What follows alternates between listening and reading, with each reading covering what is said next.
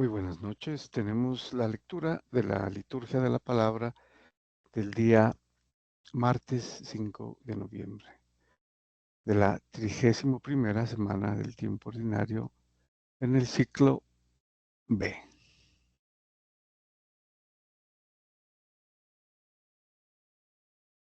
Bueno, vamos a nuestro misal.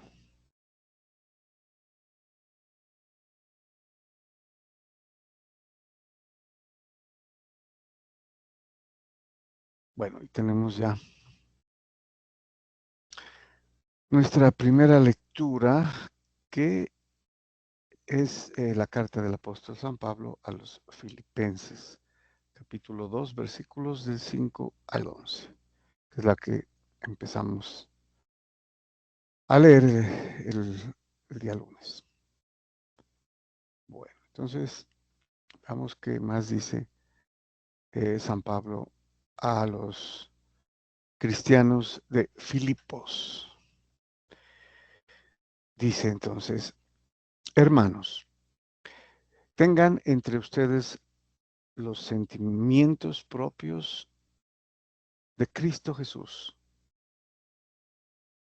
Bueno, aquí hay que recordar que les había estado diciendo al comienzo San Pablo que sean de un solo sentir, que sean unánimes, que sean uno, ¿no? Especialmente porque son parte del mismo cuerpo, miembros del mismo cuerpo, que es la Iglesia Católica Universal, que es Cristo mismo, ¿no?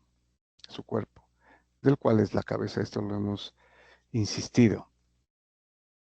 Entonces, aquí les va a poner el ejemplo de Cristo, además de la humildad, ¿no? De eh, someterse a Cristo y obviamente de ser humildes, ¿no? Y procurar siempre el bienestar y el servicio a los demás. Y entonces les dice: sean como Cristo Jesús, el cual, siendo de condición divina, no tuvo ávidamente el ser igual a Dios.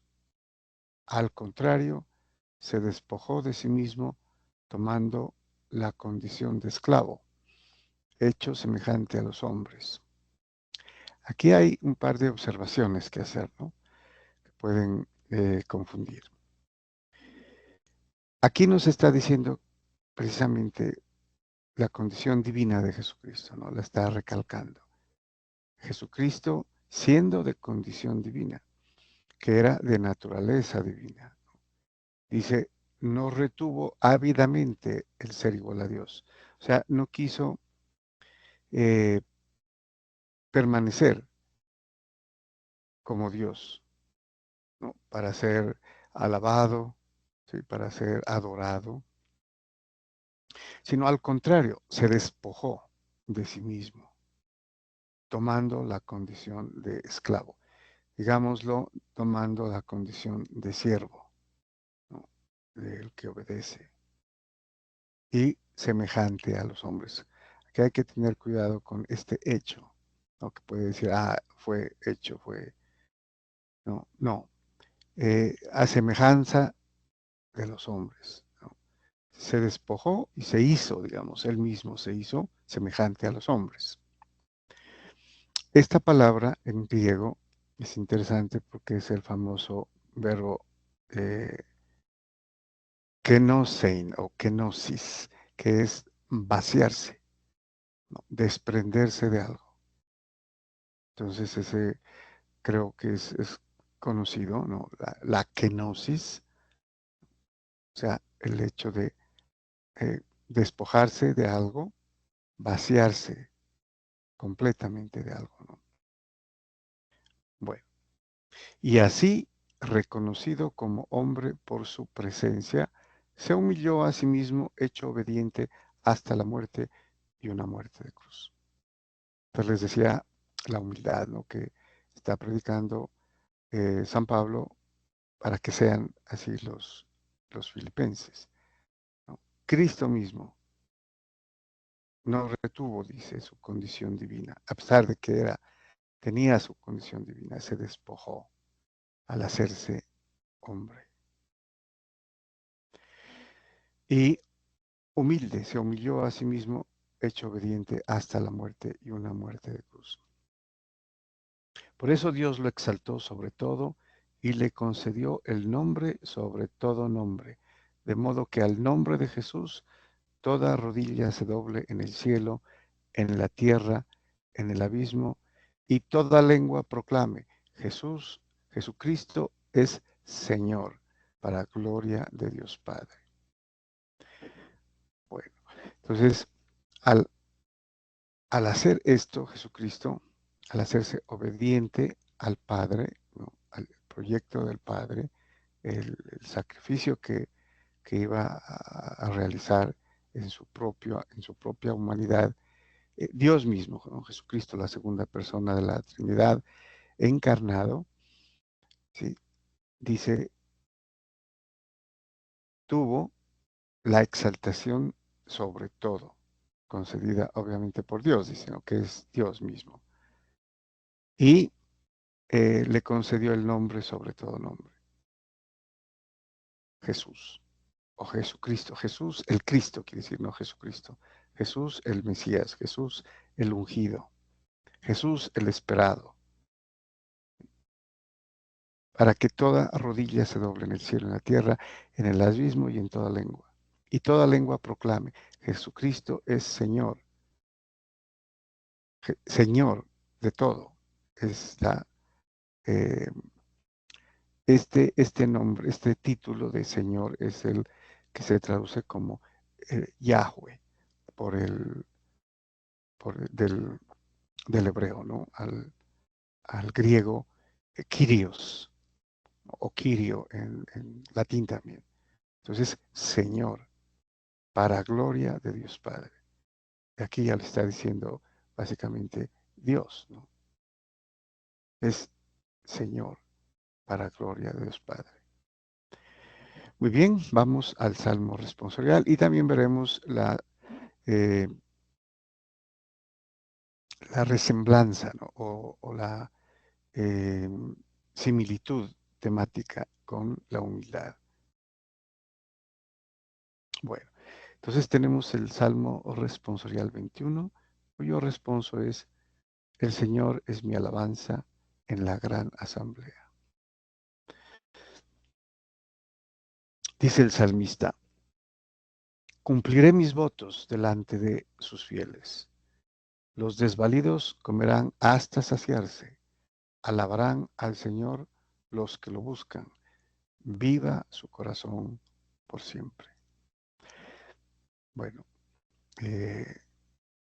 cumpliré mis votos delante de sus fieles en la gran asamblea, ¿no? Este es un personaje, ¿no? Leemos desde el 26, ¿no?, versículo 26 al 30 y al 32. Pero inicialmente es el salmista que se atribuye a David, ¿no?, a David, al rey David, que hace un voto, una promesa y cumple. Y para festejar, obviamente, eh, invita a los sacrificios. Y aquí dice, los desvalidos comerán hasta saciarse. Se comía el sacrificio, ¿no?, que se inmolaba, eh, y aquí los desvalidos, los pobres, los humildes, ¿no?, que también eran invitados para alabar, adorar a Dios. Entonces, alabarán al Señor los que lo buscan. Viva su corazón por siempre. Entonces vemos que es un salmo también de acción de gracias, o sea, eucarístico, ¿no?, porque ya habla aquí de la comida, del sacrificio. Lo recordarán y volverán al Señor hasta de los confines del orbe. En su presencia se postrarán las familias de los pueblos, porque del Señor es el reino. Él gobierna a los pueblos. Este es eminentemente mesiánico, ¿no? Esta alusión a vendrán de los confines del orbe. ¿Quiénes? Todos los pueblos. Todos los pueblos, todas las lenguas, todas las razas. Y se postrarán las familias, dice. Porque el Señor es el reino. Entonces ya habla aquí universalmente, ¿no? Que vendrán y se convertirán, ¿no? Los gentiles, la gentilidad, los considerados pues paganos, ¿no? Fuera del judaísmo, vendrán, dice, ¿no? De los confines del orbe. Porque del Señor es el reino. Y el reino es aquí universal, por eso es mesiánico, ¿no? Inclusive escatológico, porque ya apunta al reino celestial. Y él gobierna a los pueblos. Ante él se postrarán los que duermen en la tierra. O sea, los muertos, aquí habla de los muertos, ¿no? Los que ya están eh, en la tierra, debajo de la tierra, que duermen, dice, se postrarán. Entonces alude aquí eh, a la resurrección de los muertos. Mi descendencia los servirá. Hablarán del Señor a la generación futura, contarán su justicia al pueblo que ha de nacer, todo lo que hizo el Señor. La descendencia del rey David, toda la descendencia, obviamente lo servirán y contarán, ¿no? Todo lo que ha hecho el Señor. Y no solamente por el pueblo judío, ¿no? o de Israel, sino por toda la humanidad. Y terminamos con el Evangelio. Hemos empezado el Evangelio, el capítulo 14 del Evangelio según San Lucas. Versículos del 15 al 24. Bueno, veamos qué nos dice San Lucas. En aquel tiempo, uno de los comensales dijo a Jesús: Bienaventurado el que coma en el reino de Dios. Aquí ya está, ¿no? Eh, la relación con lo que acabamos de leer.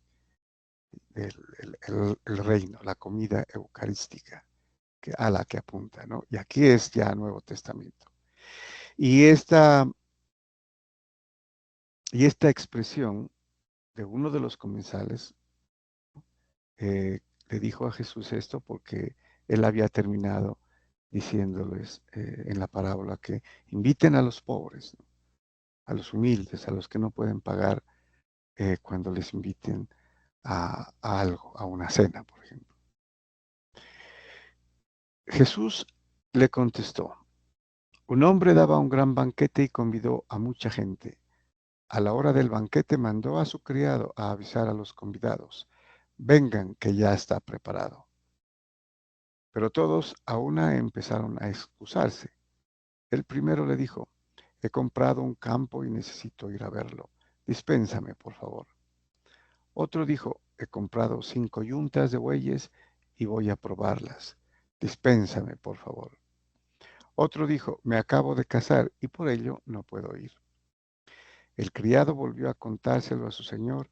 Entonces el dueño de casa, indignado, dijo a su criado: sal a prisa a las plazas y calles de la ciudad y trate aquí a los pobres, a los lisiados, a los ciegos y a los cojos. El criado dijo: Señor, se ha hecho lo que mandaste y todavía queda sitio. Entonces el Señor dijo al criado: sal por los caminos y senderos e insísteles hasta que entren y se llene mi casa. Y les digo que ninguno de aquellos convidados probará mi banquete. No, también es un pasaje conocido, está mucho más explícito eh, en el Evangelio según San Mateo. Pero aquí podemos ver lo que se refiere y a lo que apunta, ¿no? La cena de bodas del Cordero, prácticamente, ¿no? Que es escatológico, es la comida en el cielo, ¿no? La vida eterna. Y esta parábola, pues obviamente apunta a que eh, los judíos que rechazaron a Cristo, a Jesús el Cristo, rechazaron al esposo de la novia, que es la boda que va a celebrar Dios, ¿no? Que es Cristo y su esposa, digamos, en el cielo prácticamente, ¿no? Ya en completo el misterio. Y entonces se excusan, ¿no? Que es una forma de rechazo. Entonces llama a los pobres, humildes, enfermos, ¿no? Tullidos, dice. Y todavía había espacio. Entonces, a los caminos, los viajeros. Inclusive el término que utiliza se puede traducir como oblígalos, ¿no? Insiste, les dice aquí, oblígalos a que entren y se llene mi casa. Tenía que llenarse la casa, ¿no? Porque la idea era que se llene para enseñarles a los que habían rechazado. Ninguno de aquellos convidados probará mi banquete, a los que habían sido invitados, ¿no? ¿A quiénes? A los del pueblo escogido, al primer pueblo, el pueblo judío. Entonces vendrán los gentiles, vendrán los paganos, ¿no? Que es el misterio que había estado escondido desde mucho antes. Bueno, aquí podemos ver, pues obviamente, el, eh, la revelación, ¿no? De cómo va a suceder o va a ser el desenlace al final. Muy bien, muchas gracias y bendiciones.